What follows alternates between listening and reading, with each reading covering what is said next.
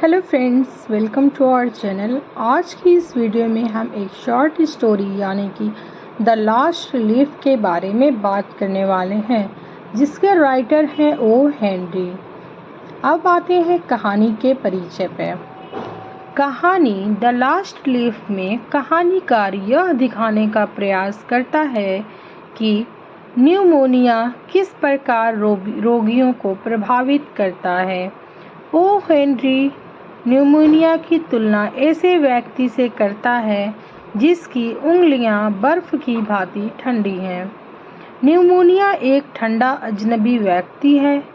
यह अपने शिकारों को नवंबर के महीने में सबसे अधिक प्रभावित करता है। विशेषकर ठंडे देशों में यह रोग कहानी के चरित्र जॉन्सी को भी प्रभावित करता है। यह छोटी महिला जिसका रक्त कैलिफोर्निया की ठंडी हवाओं में जम जाता है, इस लाल मुट्ठी वाले पुराने डफर के लिए अच्छा शिकार है। कहानी पढ़ने पर ऐसा प्रतीत होता है कि ओ हेनरी एक डॉक्टर हैं तथा वह इस रोग के लक्षणों से पूरी तरह अवगत है। कहानी संसार में सच्ची दोस्ती का एक अच्छा उदाहरण है। सिव एंड जॉन्सी पक्के मित्र हैं। जब कभी जॉन्सी की आवश्यकता होती है तो सिव उसकी सहायता करती है। बहरम सिव जॉन्सी का एक अन्य कलाकार मित्र जॉन्सी के लिए अपने जीवन का बलिदान कर देता है। वह जॉन्सी की जान बचा लेता है। वह दीवार पर एक अंतिम पत्ती का चित्र बना देता है। वह पत्ती नहीं गिरती है और इस प्रकार जॉन्सी की जान बच जाती है, क्योंकि वह यह सोचती है कि वह अंतिम पत्ती के गिरने के साथ मर जाएगी। परंतु चित्रकार बहरम को न्यूमोनिया हो जाता है। वह ठीक नहीं हो पाता है और मर जाता है। अब आते हैं समरी ऑफ द स्टोरी यानी कि कहानी का हिंदी सारांश। न्यूयॉर्क में एक ग्रीन बीच विलेज इलाके में कई कलाकार रहते थे। सू और जॉन्सी नाम की दो युवतियां 3 मंजिला अपार्टमेंट के शीर्ष पर एक स्टूडियो में रहती थीं। जॉन्सी का असली नाम जोआना था। नवंबर में एक ठंडा अनदेखा अजनबी न्यूमोनिया शहर में घूमने आया। इस रोग न्यूमोनिया ने कई लोगों की जान ले ली। जॉन्सी अपने बिस्तर पर लेट गई। वह मुश्किल से हिल-डुल रही थी। उसने एक छोटी सी खिड़की से बाहर देखा। वह अपने बगल में बने ईंट के घर का किनारा देख सकती थी। एक सुबह डॉक्टर ने जॉन्सी की जांच की और उसका तापमान लिया। फिर उसने सू के साथ जॉन्सी के विषय में दूसरे कमरे में बात की। उसके पास एक मौका है, 10 में से 1 कह सकते हैं, और वो मौका वह है कि वह वास्तव में जीना चाहती है। आपकी सहेली ने मन बना लिया है कि वह ठीक नहीं होगी। क्या उसने अपने दिमाग में कुछ सोच लिया है? वह किसी दिन इटली में नेपल्स की खाड़ी का चित्र बनाना चाहती थी। सू ने उसे बताया। चित्र? डॉक्टर ने कहा। चित्र? बोश, क्या उसके दिमाग में 2 बार सोचने लायक कुछ है? उदाहरण के लिए, क्या वह किसी आदमी के विषय में सोचती है? एक आदमी? सू ने कहा। एक आदमी सोचने लायक, लेकिन नहीं डॉक्टर, ऐसा कुछ भी नहीं है। मैं वह सब कुछ करूँगा जो विज्ञान कर सकता है, डॉक्टर ने कहा। लेकिन जब भी मेरी मरीज अपने अंतिम संस्कार में सम्मिलित होने वाली गाड़ियों की गिनती शुरू कर देती है, तो मैं दवाओं की उपचारात्मक शक्ति से 50% निकाल लेता हूँ, अर्थात रोगी के ठीक होने की संभावना आधी रह जाती है। डॉक्टर के जाने के बाद सू काम के कमरे में जाकर रोने लगी। फिर वह सीटी बजाते हुए अपने ड्राइंग बोर्ड के साथ जॉन्सी के कमरे में चली गई। जॉन्सी खिड़की की ओर मुंह करके लेट गई। सू ने यह सोचकर कि वह सो रही है, सीटी बजाना बंद कर दिया। उसने एक पत्रिका में एक कहानी के लिए चित्र बनाना शुरू किया। वह स्याही से चित्र बना रही थी। सू ने धीमी आवाज में कई बार दोहराते हुए सुना, पत्रिका का कहानियों के लिए चित्र बनाकर युवा कलाकारों को कला के लिए काम करना चाहिए। वह जल्दी से बिस्तर के पास गई।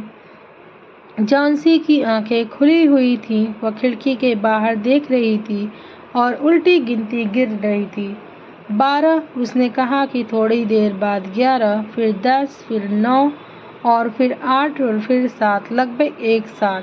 सू ने खिड़की के बाहर देखा। वहां क्या गिनने के लिए था? 7 मीटर दूर तक एक खाली आंगन और एक मकान और एक खाली बाजू था। एक पूरी आयु लता जो जड़ से खराब हो रही थी, दीवार के आधे रास्ते पर चढ़ गई थी। पतझड़ की ठंडी हवाओं के कारण लता की पत्तियां लगभग सभी झड़ चुकी थीं और इसकी नंगी शाखाएं दीवार की ईंटों पर लटकी हुई थीं। यह क्या है प्रिय? सू ने पूछा। जॉन्सी चुपचाप कहा। वे तब अब तेजी से गिर रही है। 3 दिन पूर्व लगभग 100 थी। उन्हें गिरने में मेरा सिर चकरा जाता था, परंतु अब यह आसान है। एक और जाती है, अब केवल 5 बची है। 5 क्या प्रिय? सू ने पूछा। पत्तियां पौधे पर जब आखिरी पत्ता गिरता है तो मुझे मर जाना चाहिए। मैं इसे 3 दिन से जानती हूँ। क्या डॉक्टर ने तुम्हें बताया? और मैंने ऐसी बात कभी नहीं सुनी। सू ने कहा, पुरानी आइवी के पत्तों का आपके ठीक होने से क्या लेना देना है? और तुम इस बेल से प्रेम किया करती थी। मूर्खता मत बनो, क्योंकि डॉक्टर ने आज सुबह ही बताया है कि तुम्हारे ठीक होने की संभावना, चलो देखें कि वास्तव में क्या उसने कहा कि संभावना 10 में से 1 थी। अब कुछ सूप पीने का प्रयास करो और मुझे अपनी ड्राइंग के पास जाने दो ताकि मैं इस पत्रिका को बेच सकूं और भोजन और शराब खरीद सकूं। तुम्हें और शराब खरीदने की जरूरत नहीं है, जॉन्सी ने खिड़की के बाहर झांकते हुए कहा। एक और जाती है। नहीं, मुझे कोई सूप नहीं चाहिए। अब केवल 4 शेष है। आखिरी पत्ती को अंधेरा होने से पूर्व गिरते हुए देखना चाहती हूँ, फिर मैं भी सो जाऊंगी। जॉन्सी प्रिय, सू ने कहा, क्या तुम मुझसे वादा करोगी कि तुम अपनी आंखें बंद रखोगी और जब तक मैं काम करूंगी तब तक तुम खिड़की से बाहर नहीं देखोगी? मुझे कल तक इन चित्रों को सौंप देना चाहिए। जैसे ही आप चित्र समाप्त कर लो मुझे बताना। जॉन्सी ने अपनी आंखें बंद करते हुए कहा। वह सफ़ेद और स्थिर मूर्ति की भांति गिर पड़ी थी। मैं अंतिम पत्ती को गिरते देखना चाहती हूँ। मैं प्रतीक्षा करते करते थक गई हूँ। मैं सोच सोच कर थक गई हूँ कि भांति नीचे नौकायन करना अर्थात गिरना चाहती हूँ। सोने की कोशिश करो, सू ने कहा। मुझे मिस्टर बेहरमैन को एक वृद्ध पुराने खाने और अपने ड्राइंग के लिए अपना मॉडल बनाने के लिए बुलाना चाहिए। जब तक वापस नहीं आ जाती तब तक हिलने की कोशिश मत करना। ओल्ड बेहरमैन एक पेंटर था जो अपार्टमेंट के भूतल पर रहता था। बेहरमैन कला के क्षेत्र में असफलता वर्षों से वह सदैव कला के एक काम को चित्र करने की योजना में रहता था, परंतु अभी तक उसने उसे आरंभ नहीं किया। उसने अन्य कलाकारों के लिए मॉडल बनाकर थोड़ा धन कमाया था जो एक पेशेवर मॉडल को भुगतान नहीं कर सकते थे। वह एक उग्र छोटा बूढ़ा आदमी था जिसने अपने ऊपर के अपार्टमेंट में स्टूडियो में युवतियों की रक्षा की थी। सू ने बेहरमैन को अपने कमरे में ही पाया। एक स्थान पर एक खाली कैनवास था। पेंट की प्रथम पंक्ति के लिए 25 साल से प्रतीक्षा कर रहा था। सू ने उसे जॉन्सी के लिए यमे बताया और उसे भय के विषय में भी बताया कि किस प्रकार वह वृक्ष की एक एक पत्ती को भांति तैर जाएगी अर्थात गिर जाएगी। ओल्ड बेहरमैन इस प्रकार के विचार से नाराज था। क्या दुनिया में ऐसे मूर्ख भी हैं? इस मूर्खता के साथ मर जाते हैं क्योंकि पत्ती लता पर गिर जाती है। आपकी उसके दिमाग ऐसा मूर्खतापूर्ण विचार क्यों आने देती हो? वह बहुत बीमार और कमज़ोर है, सू ने कहा, और बीमारी ने उसके दिमाग का अजीब विचारों से भर दिया है। यह कोई ऐसा स्थान नहीं जहाँ मिस जॉन्सी जैसा कोई अच्छा व्यक्ति बीमार न पड़े। बेहरमन चिल्लाया, किसी दिन मैं एक उत्कृष्ट चित्र बनाऊंगा, हम सब चले जाएंगे। जब से ऊपर गए तो जॉन्सी सो रही थी। सू ने खिड़की को ढकने के लिए शेड को नीचे खींच लिया। वे दोनों, सू और बेहरमन, दूसरे कमरे में चले गए। उन्होंने भय के साथ खिड़की से आईवी लता की ओर देखा। वे बिना बोले एक दूसरे से की ओर देखते रहे। साथ मिलकर ठंडी वर्षा हो रही थी। बेहरमन बैठ गया और खनिक के रूप में पोज देने लगा। अगली सुबह सू 1 घंटे की नींद के बाद जागी। उसने जॉन्सी को खुली आंखों से ढकी हुई खिड़की की ओर ताकते देखा। शेड पर्दा ऊपर खींचो, मैं देखना चाहती हूँ, उसने शांति से आदेश दिया। सू ने आदेश का पालन किया। भीषण वर्षा और रात भर चलने वाली तेज हवा के बाद अभी भी दीवार से लगी एक आईवी पत्ती लगी थी। यह बेल पर अंतिम पत्ती थी। पत्ती बीच में गहरी हरी तथा परंतु इसके किनारे पीले रंगे गए थे। यह पृथ्वी से 7 मीटर ऊपर ढाली से बहादुर से लटकी हुई थी। यह अंतिम है, जॉन्सी ने कहा। मैंने सोचा था यह निश्चित रूप से रात में गिरेगी। मैंने हवा को सुना, यह आज गिरेगी और मैं उसे समय मर जाऊंगी।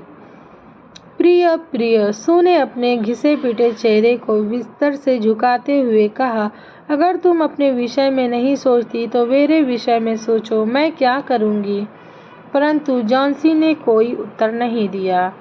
दूसरी सुबह जब हल्का प्रकाश था, जॉन्सी ने खिड़की का शेड उठाने को कहा।